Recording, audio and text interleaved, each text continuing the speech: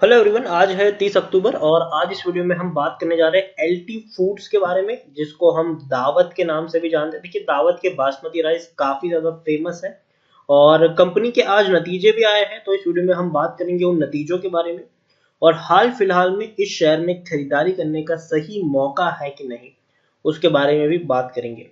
तो वीडियो को शुरू करो उससे पहले अगर आपने अभी तक चैनल को सब्सक्राइब नहीं किया है तो प्लीज़ अभी इसे सब्सक्राइब कर लीजिए, क्योंकि आगे भी बहुत सारे वीडियोस हैं जो आपको काफ़ी ज़्यादा हेल्प करेंगे। तो चलिए शुरू करते हैं। तो एलटी फूड्स सबसे पहले अगर हम देखें तो अभी आप देख सकते हैं कि शेयर 53 रुपीज़ पर ट्रेड कर रहा है। आज 3% की गिरावट भी हमें देखने को मिली है। वॉल्यूम ट्रेड 37 लाख के अराउंड देखने को मिला है एनएससी में। शेयर होल्डिंग की अगर मैं चार्ट की बात करूँ तो पिछले एक महीने में 3% की गिरावट है। अप्स एंड डाउन जरूर आई है। 54 रुपीज़ तक का यहाँ पर हाई था, फिर गिरावट आई, 49 रुपीज़ तक शेयर टूट गया। बढ़िया रैली आई, नतीजे आने से पहले एक बड़ी रैली देखने को मिली जो इसको 56 रुपीज़ तक लेके गई। लेकिन आज नतीजे आने के बाद पिछले 2 दिन में यहाँ पर हमें गिरावट देखने को मिली है, जो इसको 53 रुपीज़ तक ड्रैग करके लाया है। पिछले एक साल की बात करें तो पिछले एक साल में 121% का ग्रोथ है। और अगर आप मेरे चैनल को रेगुलर फॉलो कर रहे हो तो दावत के ऊपर मैंने इससे पहले भी कई सारे वीडियोस बनाए थे। जब शेयर 20 रुपए के, दावत को मैंने पकड़ा था पेंडेमिक के दौरान, मई महीने के दौरान मैंने इसको जब पकड़ा था तब शेयर 20 रुपए के आसपास ट्रेड कर रहा था। और उस वक्त मैंने कहा था कि बढ़िया मौका है खरीदारी करने का, खरीदारी करो। तब मार्च क्वार्टर के इनके नतीजे आए थे और वो अच्छे रिजल्ट्स थे और मैंने बाइंग की रेटिंग दी थी और शेयर में बड़ी रैली भी देखने को मिली थी। और जब शेयर 35 पे ट्रेड कर रहा था, 30 पे था, 25 पे था, 35 पे पहुंचा, 40 पे पहुंचा, इवन 45 पहुंचा, तब भी मेरी बाइंग की रेटिंग थी। लेकिन मैंने इसमें से एग्जिट करने की सलाह तब दी जब शेयर 55-56 रुपीज के आसपास पहुंचा था और मैंने कहा था कि अब धीरे धीरे इस पर मुनाफा वसूली हावी हो सकती है, क्योंकि ऑलरेडी बहुत ज्यादा ये शेयर दौड़ चुका है। अब देखिए, सबसे पहले इससे ही पहले जब 24 रुपए के ऊपर शेयर ट्रेड कर रहा था और ये वक्त है मई का है, 28 मई को मैंने वीडियो बनाया था और मैंने कहा था कि मौका है, खरीदारी करना चाहो कर सकते हो, डरने की जरूरत नहीं है। उसके बाद 36 पे था, जून महीने में भी मैंने कहा था कि खरीदारी करो, डरने की जरूरत नहीं है। 34 पे था जून महीने में, तब भी मैंने कहा था कि बाइंग करो। 42 पे था, तब भी मेरी बाइंग की रेटिंग थी। 52 तक पहुंचा था ये जब जुलाई महीने में, तब भी इसमें तेजी का दौर चल रहा था और मैंने कहा था कि अब यहां से कॉशियस रहने की जरूरत है। अब यहां से हो सकता है कि 55 रुपए तक पहुंचने के बाद शेयर में आपको थोड़ी सी डाउन ट्रेड दिखने को मिल सकती है और वही हुआ। शेयर 55 नहीं लेकिन 60 रुपए से ऊपर निकल गया, लेकिन उसके बाद गिरावट आई जो इसको 50 रुपए से भी नीचे खींच के निकल गई। अब तेजी की उम्मीद आई थी, लेकिन अब थोड़ी सी 2 दिन से यहाँ पर गिरावट भी हमें देखने को मिल रही है। यहाँ पर देखिए, स्मॉल कैप शेयर है ये, 1790 करोड़ के आसपास का इसका मार्केट कैप है। एनएससी में देखेंगे तो वॉल्यूम ट्रेड एक्चुअली यहाँ पर थोड़ा सा रॉन्ग है, क्योंकि आज अगर हम देखेंगे तो ऑलरेडी 37 लाख से भी ज्यादा का वॉल्यूम ट्रेड यहाँ पर देखने को मिल चुका है। शेयर होल्डिंग की बात करेंगे तो हर किसी ने खरीदारी की है सितंबर क्वार्टर में और ये एक पॉजिटिव संकेत है। आप देखिए, प्रमोटर ने भी खरीदारी की है, एफआईएस ने भी खरीदारी की है, म्यूचुअल फंड ने भी खरीदारी की है और ये बहुत ही अच्छी और तगड़ी चीज है। यहाँ पर आप देखिए, प्रमोटर के पास 56.81% की होल्डिंग है, एफआईएस के पास 1.55% की होल्डिंग है, म्यूचुअल फंड के पास 5.07% की होल्डिंग देखने को मिल रही है। यहाँ पर 2 म्यूचुअल फंड स्कीम्स और 28 एफआईएस का पैसा है।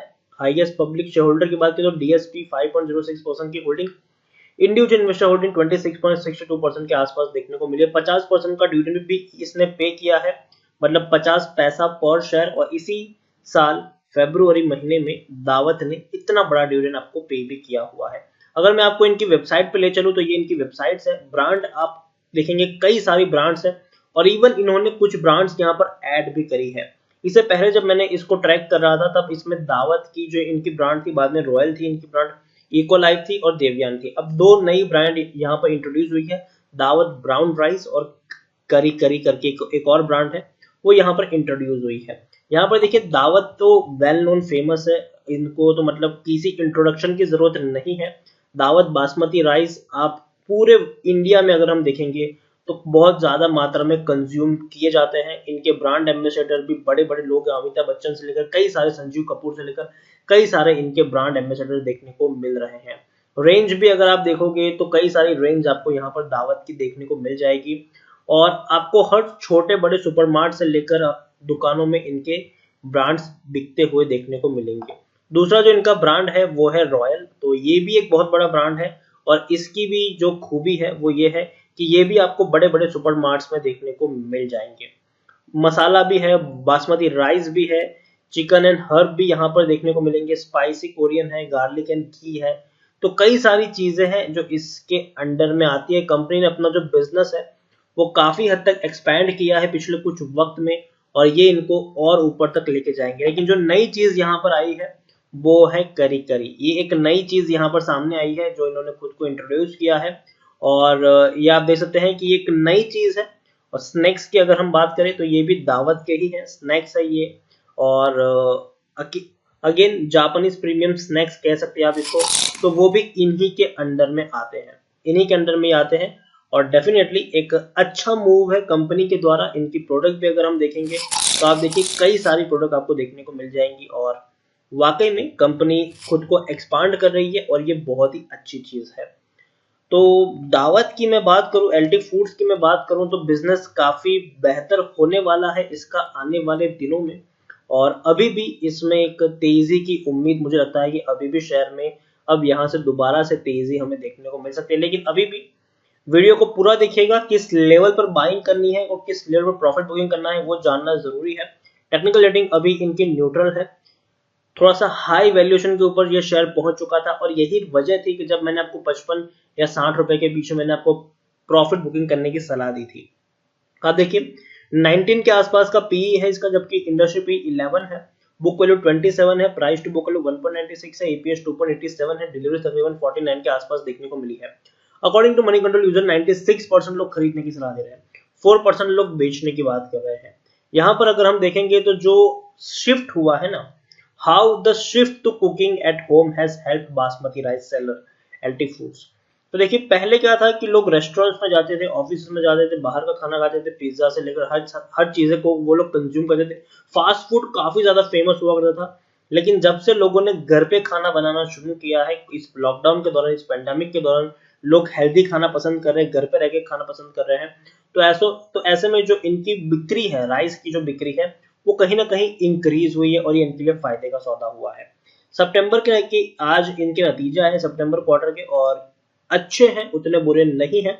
78 करोड़ का मुनाफा हुआ है इस कंपनी को और ये वाकई में बेहतर प्रॉफिट है, क्योंकि पिछले क्वार्टर के मुकाबले हालांकि थोड़ा कम जरूर, क्योंकि पिछले क्वार्टर में 83 करोड़ का प्रॉफिट था, लेकिन उससे पहले के 3 क्वार्टर के मुकाबले बढ़िया है ये। क्योंकि मार्च 2020 में 60 करोड़ का प्रॉफिट था, दिसंबर 2019 में 48 करोड़, सितंबर 2019 में 47 करोड़। तो अच्छे खासे प्रॉफिट्स इसके देखने को मिले और कंपनी धीरे धीरे ग्रो कर रही है और यकीन मानिए आपको आने वाले दिनों में ये जो प्रॉफिट है वो और बेहतर होते हुए देखने को मिल सकते हैं। और कुछ रीजंस भी है कि एफआई से लेकर म्यूचुअल फंड से लेकर इंश्योरेंस कंपनी भी आने वाले दिनों में इसमें अपनी होल्डिंग को बढ़ा सकते हैं। उसका रीजन ये है कि एलटी फूड जिस सेक्टर में है, जिस सेगमेंट में है, स्मॉल कैप शेयर है ये, और जिस तरीके का सेबी का जो नया रूल है उस रूल के अनुसार जो बड़े फंड मैनेजर्स हैं उनको अपने पोर्टफोलियो का 25% का जो हिस्सा है वो मिड कैप में निवेश करना होगा, 25% का हिस्सा स्मॉल कैप में निवेश करना होगा। स्मॉल कैप में बहुत ही कम कंपनियां हैं जो फंडामेंटली स्ट्रांग है और उसमें से एक कंपनी एलटी फूड्स भी है। तो कहीं ना कहीं बड़े निवेशकों की नजर आने वाले दिनों में एलटी फूड्स पर जरूर रहेगी और उसी के चलते मुझे लगता है कि जो म्यूचुअल फंड है, इंश्योरेंस कंपनी है, इवन एफआईज जो है वो यहाँ पर आपको और ज्यादा होल्डिंग खरीदते हुए नजर आएंगे। ऑलरेडी उन्होंने सितंबर क्वार्टर में अपनी होल्डिंग को इंक्रीज किया है पिछले क्वार्टर के मुकाबले, तो डेफिनेटली आने वाले दिनों में और होल्डिंग को वो इंक्रीज कर सकते हैं। फंडामेंटली स्ट्रॉन्ग कंपनी है। मुझे लगता है कि अभी शेयर जो 53 रुपीज के ऊपर ट्रेड कर रहा है और अगर आपको ये 50 रुपए के आसपास मिलता है, 45 से 50 रुपए के आसपास थोड़ी सी गिरावट अभी थोड़ी हावी हो सकती है, तो 45 से 50 रुपए के बीच में अगर मिलता है तो दोबारा आप यहाँ पर एंट्री लेना पसंद कर सकते हैं। डेफिनेटली डरने की जरूरत नहीं है यहाँ पर। और 70-75 रुपए का लॉन्ग टर्म का टारगेट आपको यहाँ पर जरूर देखने को मिलेगा। लेकिन अगेन मैं कह दूं, लॉन्ग टर्म का टारगेट मैंने यहाँ पर कहा है, उस बीच 50 तक पहुंचने के बाद 45 भी जा सकता है, फिर वापस से 50-55 तक जाएगा, फिर वापस 50 रुपए तक आएगा, फिर वापस ऊपर जाएगा। तो अप्स एंड डाउन देखने को मिलेगी, लेकिन लॉन्ग टर्म में कम से कम आपको यहाँ पर 70 रुपए के टारगेट, 65 से 70 रुपए के टारगेट आपको आराम से यहाँ पर देखने को मिल जाएंगे। तो एलटी फूड्स खरीदारी की है, बने रहो, फ्रेश बाइंग करना चाहो तो करो, लेकिन एक साथ एक ही प्राइस में बहुत सारी क्वांटिटी मत खरीदना, थोड़ी थोड़ी क्वांटिटी खरीदो, टुकड़ों में खरीदारी करो।